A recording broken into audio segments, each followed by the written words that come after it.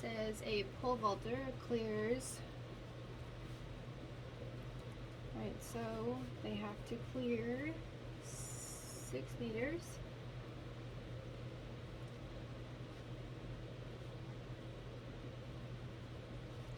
So basically, they are up here 6 meters high, and when they come down, they want to know what V final is. Assuming my ground is even here. So what we know is when they're at this point right here at the peak, we know that the mechanical energy is the initial, and it's potential energy, initial, plus kinetic energy, initial. And we know that's going to be equal to the energy here, equal to the mechanical energy final, which is equal to potential energy final plus kinetic energy final. Now, let's just set it up as potential energy initial plus kinetic energy initial is equal to potential energy final plus kinetic energy final. Asher, lay down and be quiet.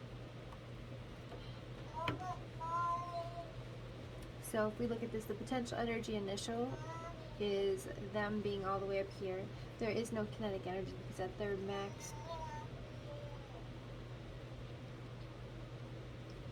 point here, they are not moving at all. So because of the 1/2 mass times v squared, v is 0, that kinetic energy is 0. When they are on the ground, the potential energy is 0 because it's mass times gravity times height, so that one will cross off being 0. So we know that the potential energy initial is equal to the kinetic energy final. Potential energy initial, I don't know how well you're able to see this, is mass times gravity times height, and that's equal to 1/2 mass times velocity squared. Right, mass is on both sides, so it crosses off. Gravity is 9.81 meters per second squared. The height is how high they went, and it's already in meters. It's equal to 1/2 times v squared. Solve for v. So take both sides times 2,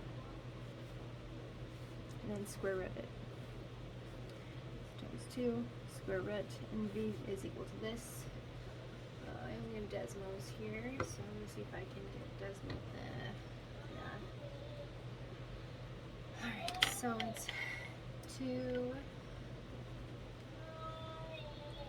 times 9.81. Asher, you need to go to sleep, sweetie. What, honey? What turned up? You want your tree on? I'll turn it on later. You need to get a nap. Times 9.81 times 6. Square root of that.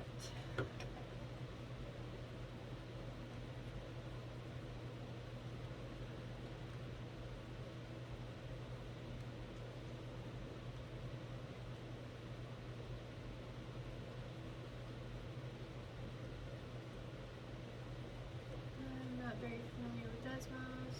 Alright, I'm just going to type in square root of 117.72.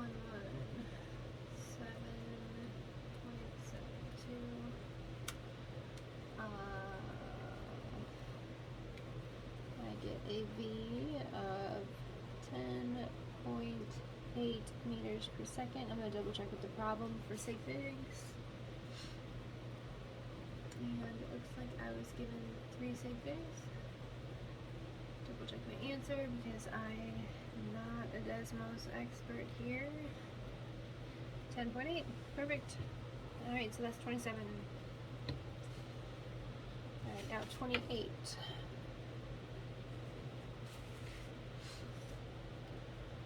28 is asking a bobsled zips down an ice track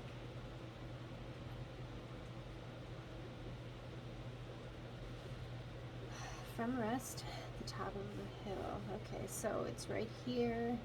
The V initial is 0. One velocity. I said radio. beach with a vertical height of 150 meters. So 150 meters. What is the velocity of the bobsled at the bottom of the hill? So V final equals what? Alright, so this one is going to be very similar as the last. The initial kinetic energy, the final, initial potential energy and final kinetic energy are equal, because at this point there is zero potential energy, and at this point there is zero kinetic energy because they're not moving. A lot of people were kind of struggling with how is this distance going to be the only thing that applies to it. It applies to the potential energy. Remember, potential energy, gravitational is mass times gravity times height, and it's how far off the ground you are in terms of gravity. So how much of a displacement in the x are you gonna, in the y are you gonna move due to gravity? So that's why this height is this. It has to be in the same direction as this gravity. Alright, so we know, again, mechanical energy initial is equal to mechanical energy final, which is potential energy initial plus kinetic energy initial is equal to potential energy final plus kinetic energy final. And we know that the potential energy is mass times gravity times height. Kinetic energy is 1/2 times mass times v squared. So in the initial situation, the velocity is 0. Therefore, the kinetic energy in the initial situation is 0.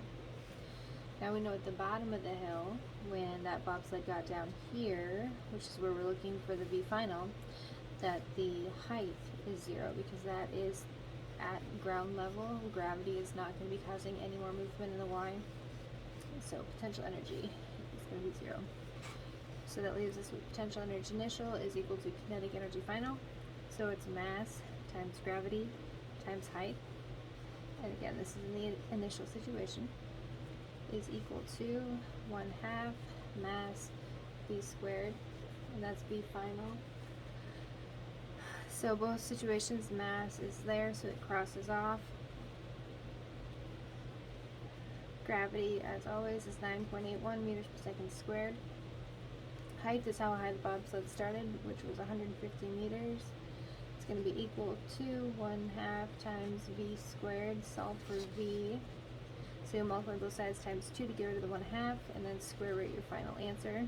So times 2, square root of this, and we get that v final is going to be equal to 2 times 9.81 times 150, and the square root of that. Again, I'm going to try to type it in Desmos, which I'm not an expert at.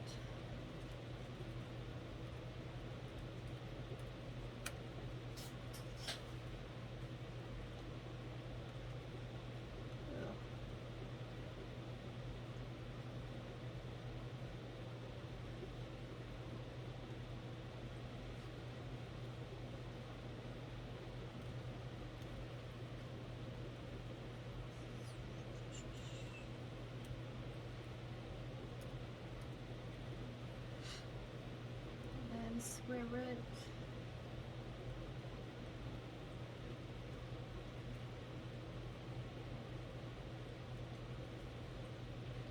and I get 54.2. It's assuming 3 sig figs, so I think we only had 2 sig figs in the given, so I believe it's going to come to 54 meters per second. Let's verify by looking at the problem.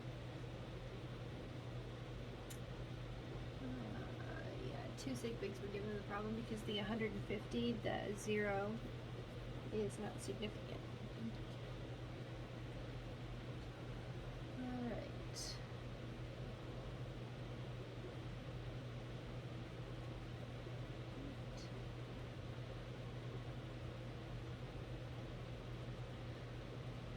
See if I can find another problem that might help you guys.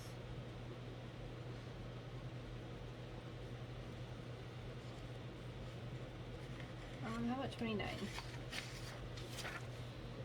29 is an average power output. So remember, power is going to be equal to work over time, or power is equal to force times velocity. The givens in this problem, you're looking for power.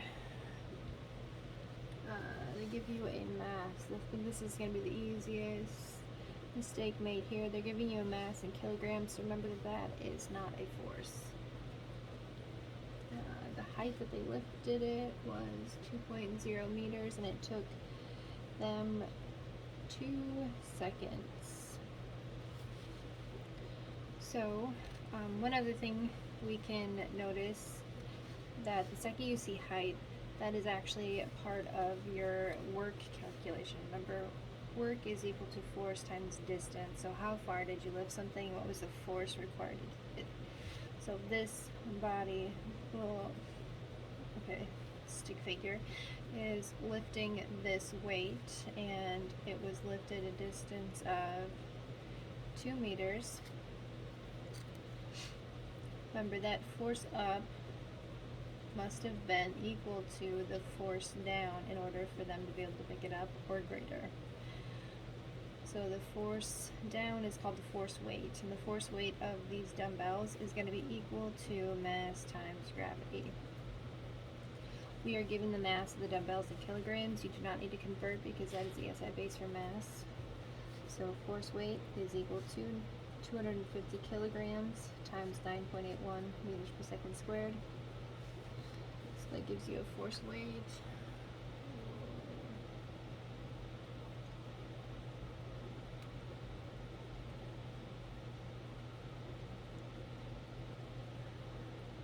Desmos, not my favorite. Times 9.81 gives me a force weight of 2.5 and newtons is our SI base for force. So now we have one more value to use. The second that I saw this height, I knew that's actually the distance that it's moved, and that was my clue that we were going to actually need to take this equation and rewrite it with the work equation in there. So we've got power is equal to force times distance divided by time. The number one mistake made here is make sure that you multiply these and then divide and then use the correct SI base. So we have a force of 2,452.5 newtons times a distance of 2 meters, which is in its SI base, so you're fine, divided by 2 seconds. Well, that makes it easy. The 2 crosses off, and we end up with the power is equal to 2,452.5. Power is watts. But we were given 2 sig figs. So 2.5 times 10, you move 1, 2, 3 over to the third watts. This is how you should write that final answer.